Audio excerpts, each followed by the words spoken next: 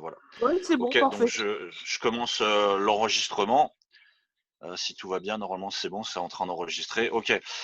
Donc salut à tous, je me représente vite fait, donc toujours Lionel. Moi j'organise les apéros Winner à Strasbourg, donc des apéros dans le domaine du développement personnel, qui ont eu lieu une fois par mois. Bon, malheureusement, au mois de mars, il n'y a rien eu, et il y a de fortes chances qu'au mois d'avril, il n'y a rien, à cause de la chose qui nous touche tous. Et c'est aussi la raison pour laquelle j'ai eu l'idée de réunir avec moi 3 autres personnes, donc Bruno, Lionel et Eric, donc qui ont l'habitude de participer aux apéros Winner. Et on a eu l'idée en fait de faire une vidéo tous ensemble dans laquelle on va essayer de parler de non pas du confinement en lui-même, mais plutôt de l'après-confinement, de comment profiter de ce moment pour bien se préparer. Et donc, comment ça va se passer? Voilà, pendant 5 minutes, ils vont avoir l'occasion de parler. Donc, la vidéo, elle est enregistrée. On aura l'occasion de pouvoir la rediffuser plus tard. Pour ceux qui nous ont rejoints sur Zoom, il y a le chat dans lequel vous pourrez intervenir pour poser des questions si vous avez envie d'intervenir avec les personnes. Donc on va commencer par Bruno, donc qui va se présenter, qui va vous dire un petit peu sa vision à lui de l'après-confinement. Je te laisse la parole, Bruno. Bonjour à tous, merci Lionel pour cette occasion de m'exprimer en plein confinement. Ça fait quoi? Ça fait 18-20 jours qu'on est actuellement en confinement et du coup c'est intéressant de se poser la question sur où en sommes-nous et qu'est-ce qui s'est passé et qu'est-ce qui reste encore à subir pendant ce confinement. J'ai fait le choix de parler du confinement parce qu'il fallait quand même que quelqu'un en parle assez rapidement, donc je vais le faire. Premièrement, le confinement n'était pas facile à digérer pour tout le monde, et moi compris, hein, comme tout le monde. Et du coup, on a eu tendance à se laisser aller, se laisser vagabonder vers des choses pour se remonter le moral. Ça peut être la malbouffe pour certains, ça peut être et on sait tous, chacun a ses petits péchés mignons. Et ce qui est intéressant de savoir, c'est qu'il reste tout autant de jours pour finalement pour changer ses habitudes. Alors, il marque que ma connexion est faible, je ne sais pas si vous m'entendez bien. Il reste tout autant de jours, voire beaucoup plus, pour changer ses habitudes. Et qu'est-ce qu'on sait aujourd'hui? On sait qu'il faut 21 jours pour adapter les cellules, pour que les cellules se renouvellent, pour qu'on mette en place de nouvelles habitudes, qu'on soit ensuite fixé sur ces nouvelles habitudes. Et donc, 21 jours, c'est quoi? 21 jours, minimum qui reste, c'est le moment de mettre en place de nouvelles habitudes. Ça peut être le sport. Si on met en place ces 21 jours de sport, après 21 jours, et du coup, après confinement, on aura toujours ces habitudes qui seront en place. Ça peut être la méditation, ce qui peut être très intéressant pour se recentrer sur soi. Ça peut être manger correctement, manger équilibré, manger bio. Ça peut être se lever plus tôt. Il y a vraiment, ou même développer le côté artistique. Je sais que moi, personnellement, j'ai commencé à faire un petit peu de piano. Malheureusement, je ne le fais pas tous les jours, du coup, ça ne deviendra pas une habitude, sauf si aujourd'hui, je fais le choix que ça le devienne en me forçant les premiers jours, parce que les habitudes, les premiers jours, c'est ce qu'il y a de plus compliqué à mettre en place, parce que ça va un peu sur… des fois, on n'a pas envie de faire du sport, on n'aura pas forcément envie de le faire à chaque fois, tous les jours, mais ce qui est important, c'est vraiment se forcer les premiers jours, et après, ça va devenir une habitude, ce sera beaucoup plus simple. Et du coup, voilà, je voulais profiter de ce live pour vous rappeler qu'il reste minimum 20 jours, 21 jours, et du coup, la possibilité pour vous de rattraper un peu vos erreurs d'avant confinement, vos erreurs de début de confinement, pour ensuite être beaucoup plus heureux et beaucoup plus sain pour l'après-confinement et être présent là où les gens ne seront pas forcément présents, puisque les gens n'auront pas fait l'effort de changer leurs mauvaises habitudes pendant le confinement. Alors, je ne sais pas si vous m'avez entendu correctement. En tout cas, j'ai dit une grosse partie de ce que j'avais à dire et puis j'interviendrai peut-être beaucoup plus tard ou un peu plus tard dans la conversation. Voilà. Ok, super, merci Bruno. Je vois qu'il y a des gens qui nous ont rejoints, donc je vois qu'il y a Yann, et ensuite je vois qu'il y a Steve, je pense, qui est parmi nous. N'hésitez pas euh, à nous mettre un petit message dans les commentaires.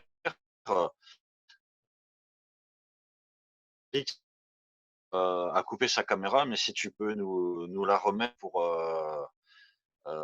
pouvoir participer, on t'attend. Voilà, je vois que tu es là. Eric, tu peux prendre la parole. Je suis là. Est-ce que vous m'entendez bien? Ouais, avec un petit écho, mais normalement c'est bon. Ok. Parce que le casque, ça y est, j'ai fait fonctionner mon casque, c'est cool. Ok.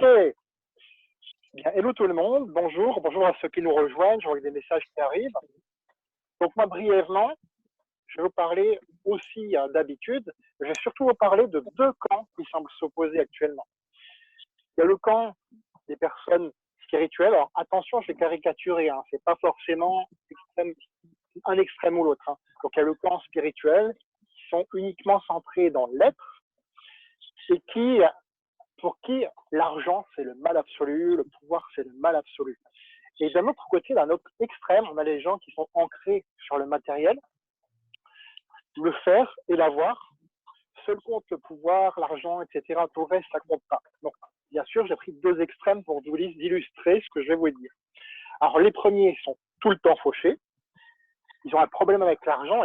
Il a été scientifiquement prouvé d'ailleurs que quand on rejette la prospérité, on a beaucoup plus de mal ensuite à en tirer parti. Pour eux, les riches, ce sont des gens sans valeur, des théories du complot, etc. J'en parlerai peut-être plus longuement après. C'est surtout en fait le fait de prendre la pensée, de chercher à matérialiser par ses pensées ce qu'ils veulent, et ils n'y arrivent pas justement parce que leur mode de pensée n'est pas le bon. Et il y a les seconds qui sont complètement perdus. Leur identité, ils ne savent même plus qui ils sont parce que ça se résume à ce qu'ils font et à ce qu'ils ont accompli, à ce qu'ils ont gagné. C'est tout. Et le jour où tout s'écroule, qu'est-ce qui se passe pour les deux? Le jour où tout va s'écrouler, justement comme c'est un petit peu en train d'arriver avec le coronavirus et avec ce confinement, mais ça amène des remises en question. Et au lieu de s'opposer, personnellement, je peux me tromper, mais personnellement, je pense plutôt qu'il serait intéressant de s'unir, de se relier, de voir ce qu'on a de commun plutôt que ce qui nous oppose. De voir, je vais utiliser un terme assez fort, au lieu de voir la décroissance, moi c'est un concept avec lequel je ne suis pas du tout à l'aise, voir de la croissance naturelle, de la croissance en conscience plutôt qu'autre chose. Voir vraiment unir en fait le spirituel et le matériel. Alors spirituel, ça peut être religieux, ça peut être simplement penser à méditer de temps en temps, ce qui est une très bonne solution. Donc c'est vraiment s'unir. Alors je tourne ma petite fiche juste. Donc l'argent aussi, je vais en revenir à l'argent, c'est important. Imaginez maintenant, enfin, vous n'avez même pas besoin de l'imaginer, vous regardez des hôpitaux. Des hôpitaux, en ce moment, manquent de moyens. Je ne dirais pas qu'ils sont saturés, mais on est quand même, on n'est pas à l'aise, quoi. Et ça, c'est un petit peu, c'est dommage, parce qu'on a des gens de très grande valeur, qui font un travail énorme en ce moment, et qui n'ont pas les moyens, de sauver, entre guillemets, de sauver tout le monde. C'est un peu fort ce que je dis, mais c'est des mots que j'assume, qui n'ont pas les moyens de sauver tout le monde. Or, effectivement, s'il avait été dans la culture française, un peu gauloise, j'en revenir tout à l'heure, de mettre en place quelque chose qui permette d'avoir plus de moyens, de niveler vers le haut, au lieu d'avoir une politique un petit peu, entre guillemets, socialo-communiste qui va niveler par le bas, tout le monde au même niveau, eh bien, effectivement, ça aurait été beaucoup plus, entre guillemets, prospère pour les hôpitaux. C'est un exemple, vous pouvez chercher dans d'autres exemples aussi. Alors, la politique gauloise, c'est quoi? C'est révolution. Vous enlevez juste le R, en fait. Ça fait évolution. Donc, c'est vraiment, il faut changer ça pour l'évolution. Et là, je dis faux parce que ça devient urgent quand même. Au lieu de parler de soulèvement du peuple, de c'est la faute à machin, si on regardait chacun ce qu'on peut faire à notre image et à notre niveau, pardon. Déjà, pour donner de ses moyens. J'en parlais hier dans un de mes lives d'ailleurs, donner simplement de son temps pour aller, par exemple, aider les agriculteurs qui manquent de main-d'œuvre, pour aller, par exemple, aider une personne qui vend des produits locaux ou aider une personne qui lance sa marque de manière responsable. Ce qu'on peut faire pour chercher à s'unir plutôt qu'à chercher à dire c'est la faute d'eux ou je ne suis pas responsable, c'est pas mon problème. Ça aussi, c'est très important. Et aussi la culture un peu Netflix, où on voit en 1h30 des personnes vivre, réussir et mourir. Il faut un petit peu oublier ça aussi, parce que ça prend le temps d'une vie. Il ne faut pas se leurrer. Hein. Donc, il faut aller dans ce cheminement, cette progression, et justement, ça passe par les habitudes. Hein. Et ces habitudes, c'est quoi? C'est les remplacer par déjà se connaître, donc connaître de quel style social on fait partie, puisqu'il existe 4 types de styles sociaux. Donc on en parlera un peu plus avant si vous voulez en savoir plus. Connaître ses objectifs, s'éduquer, se former, passer à l'action, échouer, rectifier et recommencer. Ça, en mettant des habitudes qui passent par ces phases-là, en les créant quotidiennement, une habitude, ça s'est fait tous les jours, et en agissant, en collaborant, comme je le disais tout à l'heure, en mettant en place son réseau, c'est là que ça fonctionne. Puisqu'on a tous un réseau de personnes que l'on connaît, d'amis, de personnes avec qui on joue, de personnes avec qui on prend l'apéro, de personnes avec qui on fait des affaires. Voilà. Donc, on a vraiment, vraiment intérêt à faire ça. C'est vraiment la base parce que, je ne sais pas si tu le disais tout à l'heure, Bruno, mais effectivement, on ne sait pas ce qui va se passer dans l'après. Donc, je vais en revenir à un vieux proverbe qui dit l'avenir, tu n'as pas à le prévoir, tu peux le créer. Voilà, j'en ai terminé. Donc, si vous avez des questions, si Lionel, tu es prêt à prendre la parole aussi. Oui, il n'y a pas de souci. Voilà. Ok, alors. Donc, voilà, je vais… Attends, j'apparais en tout petit sur mon écran. Est-ce que je suis en grand chez vous ou… D'accord. Ouais, tu es en grand. Ok, d'accord. Et vous m'entendez bien? Ouais, on t'entend. Ok, alors, moi, je voulais vous parler de comment déjà, je voulais remercier toutes les personnes qui ont été considérées comme n'étant rien par le passé et qui aujourd'hui nous permettent de pouvoir vivre ce confinement comme il faut. Donc, à la fois les infirmières, les caissières, les personnes qui s'occupent des ordures ménagères, enfin toutes les professions qu'on a déconsidérées pendant super longtemps et qui aujourd'hui nous permettent de vivre la période le moins mal possible. Déjà, pour moi, ça me paraît hyper important de pouvoir vraiment leur rendre hommage. Et maintenant, je vais dire quelque chose de politiquement incorrect et je pense que mais à l'heure actuelle, ça va faire grandement débat alors que normalement, ça ne devrait pas être le cas. Mais je crois qu'on est tous amenés à réfléchir aujourd'hui au fait que la mort fait partie réellement de la vie. Alors oui, ça paraît juste quelque chose de fondamental et de très simple en soi. Mais quand on voit à quel point, ne serait-ce que comme on a traité nos personnes âgées qui aujourd'hui se retrouvent dans des EHPAD, pour pas dire un autre mot, quand on voit comment, au lieu on s'est mis en guerre contre un virus, mais réellement, on s'est mis en guerre contre une maladie, alors que en vrai, avec d'autres mots, au lieu de parler de gestes barrières, on pourrait parler de gestes qui sauvent. Au lieu de parler de se mettre en guerre contre une maladie, on pourrait essayer de trouver tous les moyens pour essayer de justement se prévenir cette maladie, prendre soin de son hygiène, prendre soin de soi, prendre soin de la planète. Et réellement, quand on voit aujourd'hui comment un virus s'est transmis en espèce de même pas 2 mois entre la Chine et l'Europe, sans qu'on puisse rien y faire. Je crois qu'il y a une vraie question de modèle de société à se poser aujourd'hui sur comment est-ce qu'on cohabite entre nous, comment est-ce qu'on cohabite avec la planète et comment réellement on prend soin à la fois de soi et des autres. C'est quand même vachement étonnant qu'on ait besoin d'un virus pour aujourd'hui se rendre compte qu'on a des proches qu'on n'appelle pas assez souvent, que notre voisin, il existe et qu'on a le droit de lui faire un sourire de temps en temps. Je pense que c'est des bonnes habitudes qu'on pourrait commencer à acquérir lors du confinement et qui pourraient être utiles pour la suite. Ensuite, c'est vrai qu'il y a une question d'équilibre de l'énergie aussi. Et quand on commence à être dans des énergies de peur, de menaces, même là, la perte de liberté, on sait très bien que c'est parce que les hôpitaux sont débordés, mais ça crée des tensions. On voit ça sur les réseaux sociaux et on voit ça un peu partout. Et ces tensions viennent nous affaiblir réellement, à la fois en tant qu'humanité, mais aussi en tant que personne. Et je pense que il y a vraiment un mode de penser à refaire pour ne plus être dans une espèce de dualité. La médecine contre la mort au lieu d'être pour la santé. les riches contre les pauvres, les élites contre le peuple contre les élites. Il y a vraiment, Eric le disait très bien, il y a un besoin de cohabitation aujourd'hui réel et de vraiment savoir on est tous unis et que et qu'on est finalement on n'est que des locataires et de la terre entre autres. Et on a souvent vécu entre dominants et dominés. Et on a voulu dominer la terre, on a voulu dominer la nature, on a voulu se dominer entre nous. Enfin, aujourd'hui, c'est peut-être bien de se rendre compte, sans être dans un système socialo-communiste, mais qu'il y a vraiment un équilibre à trouver entre nous et une certaine égalité pour qu'on puisse vivre une certaine harmonie et sortir d'un déséquilibre. Si un virus a pu nous attaquer aussi facilement, c'est parce qu'on s'est retrouvé dans un déséquilibre énorme. Voilà. Ok, t'as fini, Lionel?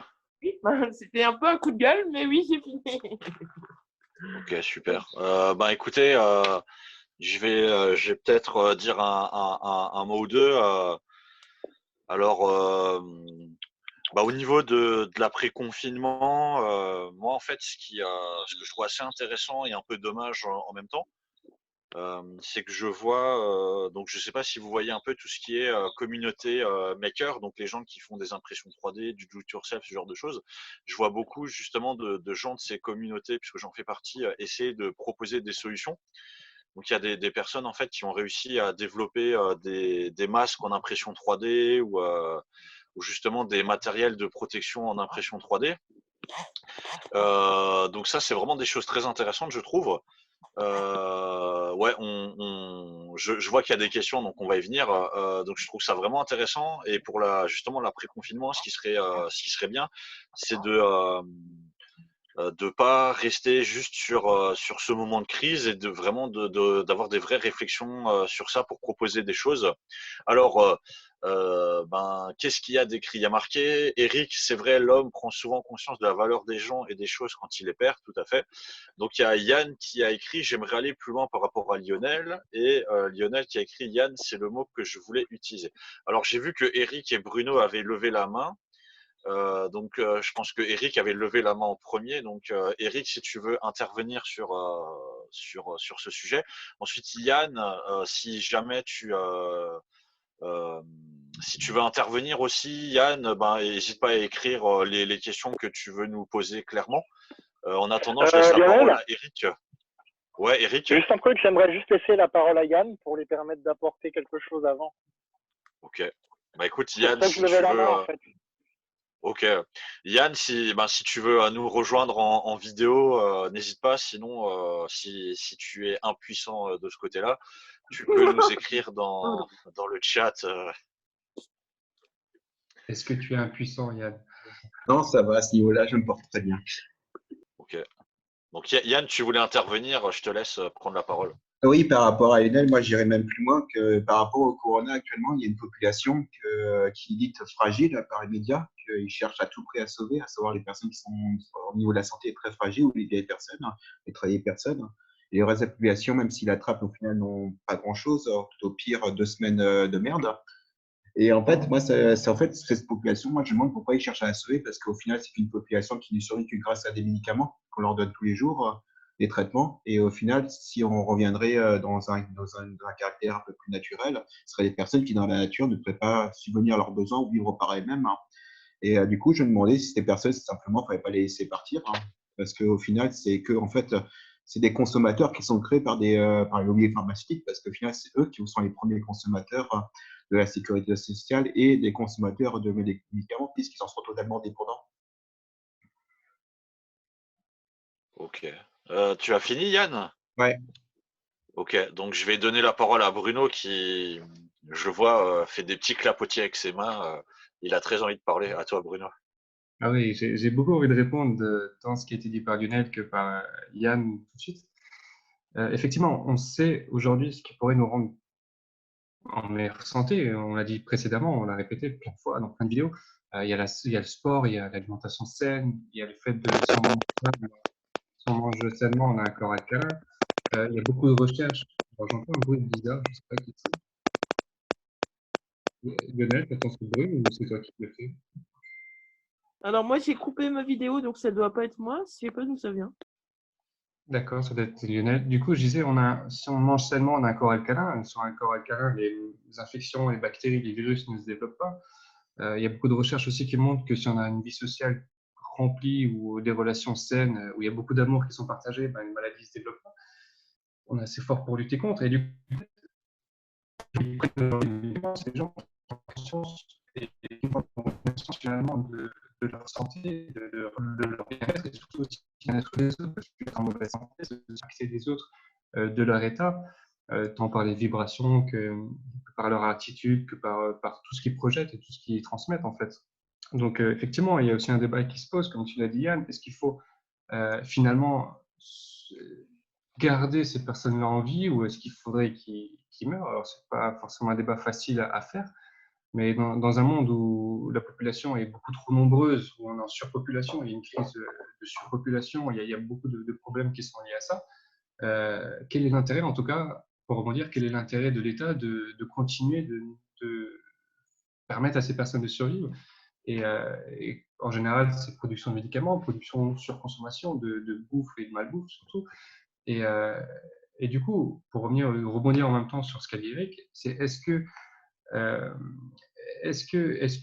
alors tu avais dit ça quand Eric, par rapport aux deux clans, est-ce qu'il faut rentrer dans le côté un peu spirituel, Eric, à manger sainement, méditer, choses comme ça, ou est-ce qu'il faut s'opposer au matérialisme? Et du coup, ça reprend un peu tout son sens. Et je pense qu'à un moment, il faut quand même prendre conscience qu'après le confinement, il y aura des luttes, pas des luttes de classe, mais des luttes entre ces deux clans. Et ça va être à nous, qui sommes présents sur ce live, qui ont envie de bien faire les choses, de changer un peu ce monde et notre monde autour de nous.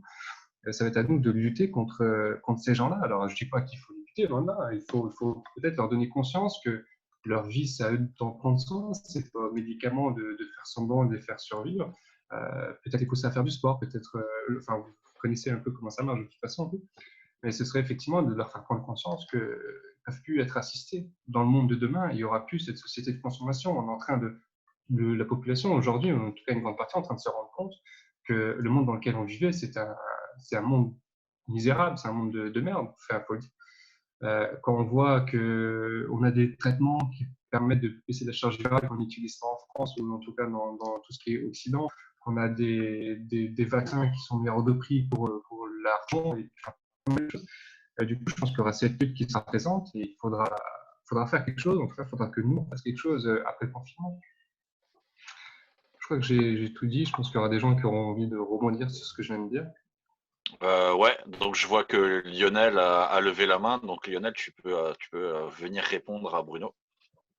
Alors, déjà, je suis entièrement d'accord avec Bruno dans l'idée où nos vibrations, on est responsable de tout ce que j'avais déjà dit, et aussi de nos vibrations. Et je voulais pas trop en parler, mais je pense que maintenant que le mot a été lancé, je peux aller un peu plus loin. On est responsable tous les jours un peu de nos pensées et ce que nous on pense et la manière dont on régit nos pensées et pas seulement nos manières d'être avec les autres. Ça crée des énergies positives ou négatives et je crois que le bonheur, le changement pour tout le monde passera d'abord par un changement personnel. Donc effectivement, besoin de beaucoup de méditation, d'écoute de musique binaurale qui joue sur les fréquences musicales. Beaucoup vraiment, alors, je dirais, là aussi, je ne vais pas être politiquement correct, mais le confinement, c'est la chance de pouvoir enfin commencer à se connaître réellement et à se détox de toutes les mauvaises pratiques qu'on avait par le passé. Donc voilà. Et la deuxième chose, c'était, je voulais vous faire un appel par rapport à cette méditation. Le 5 avril, donc dimanche, à 4h45, il y a une méditation mondiale qui a eu lieu. Donc l'objectif, c'est qu'il y a à peu près 1 million de personnes qui méditent ensemble pour justement apporter 4h45 du matin, pour apporter une vibration positive et je crois que, bon, moi, je ne m'y connais pas trop en astrologie, mais il y a un portail astrologique assez important à ce moment-là aussi. Voilà. Ok, super. Bon, je vois qu'il n'y a pas trop de nouvelles questions. Alors, je ne sais pas si je vois que Eric s'est allumé. Donc, Eric, je pense que tu veux répondre. Oui, je voulais juste rebondir un peu sur ce qu'a dit Yann d'abord. Donc, pour apporter une réponse quand même, je dirais que déontologiquement, il y a quand même, on n'a pas le droit de décider qui doit vivre ou qui doit mourir. Déontologiquement, on ne peut pas. Ça, pour moi, c'est clair, c'est net. Après, ce qu'on peut faire, c'est on peut leur apporter, comme le disait Bruno tout à l'heure et comme l'a dit Lionel, des pistes pour améliorer leur forme, leur santé, leur énergie et pour durer plus longtemps et pour rester plus longtemps en famille. Alors, certains penseront peut-être que je le cache ou quoi que ce soit, mais je suis toujours chez mes parents, effectivement. C'est pas quelque chose que je cache, c'est quelque chose que j'assume complètement parce que je suis pas dans la mouvance, on va fonder un foyer, trouver une nana comme ça, avoir une gosse comme ça. Personnellement, c'est pas mon truc. Même un seul, c'est pas trop mon truc.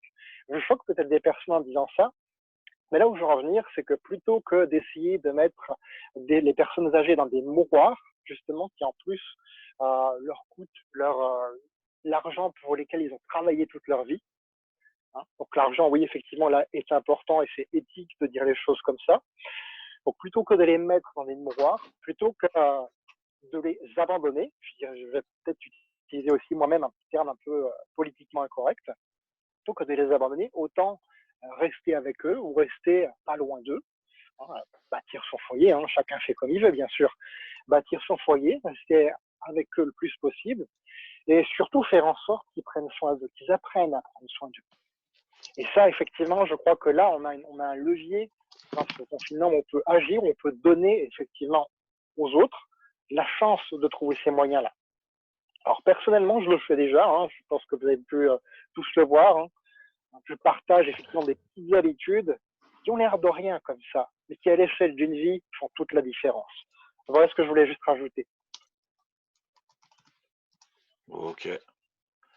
Je sais pas si Bruno, Lionel, vous voulez, ou toi-même Yann, tu veux réagir sur ce que vient de dire Eric, puisque c'est toi qui avais un peu lancé le sujet. Sinon, j'en profite. Yann demande que Lionel lui envoie le lien pour dimanche. Donc, je t'invite Lionel à partager sur ton profil le lien de ce que tu nous as parlé. Donc, pour Lionel, apparemment, c'est bon. J'ai pas de retour de Yann, alors peut-être qu'il est aux toilettes, on ne sait pas. Bruno, tu fais des coucous, tu veux intervenir ou allez, vas-y, Bruno. Non, non, moi c'était juste pour dire que c'était bon aussi. On pense la même chose, du coup c'est cool. Ok. Bah, très bien. Ok. Donc Yann, je vois que tu es là. Est-ce que tu voulais encore intervenir ou c'était bon pour toi aussi? Ok. Pour Eric, c'est bon. Ok. Bah, écoutez, j'ai pas de retour. C'est bon pour Yann. Bah, très bien. Bah, écoutez, je sais pas si parmi nos autres spectateurs, je vois qu'il y a encore Steve. J'ai oublié de dire bonjour. Il y avait Stéphanie et Fanny qui nous ont rejoints. Donc j'en profite pour vous dire bonjour. Je vois que Lionel a levé la main. Donc Lionel, tu veux quand même intervenir. On t'écoute. Alors, juste un dernier mot, prenez soin de vous, vraiment. Restez chez vous si vous n'avez pas, si vous bossez pas et que vous avez rien d'autre à faire entre guillemets. Profitez quand même au maximum du soleil à travers vos fenêtres, vos terrasses, vos jardins, enfin, comme vous pouvez. Et, et puis on a nos pages perso aussi où moi j'essaye de mettre une musique de relaxation et une méditation par jour, des affirmations positives. Je pense qu'effectivement c'est le moment de prendre de bonnes habitudes.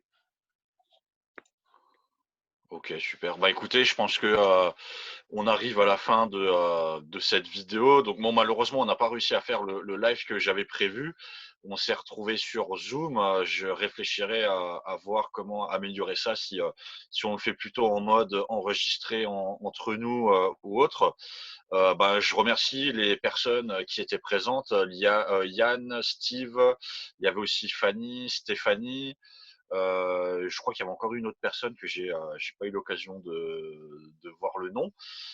Donc la vidéo a été enregistrée, donc elle va être partagée. Vous pourrez la revoir. N'hésitez pas si vous avez des questions. Et pour ceux qui verront la vidéo, si vous avez peut-être des thématiques sur lesquelles on pourrait intervenir une prochaine fois, tout simplement de nous mettre en commentaire, déjà si vous avez aimé ou pas la vidéo, si vous avez des suggestions pour une prochaine qu'on pourrait faire tous les quatre. L'idée c'est que le confinement va au moins durer, je pense, jusqu'à mi-avril, voire fin avril. Donc on aura sans doute l'occasion de… Ah, Bruno fait des signes en me disant ouais, encore plus. Donc l'idée c'est de… voilà, si vous avez des…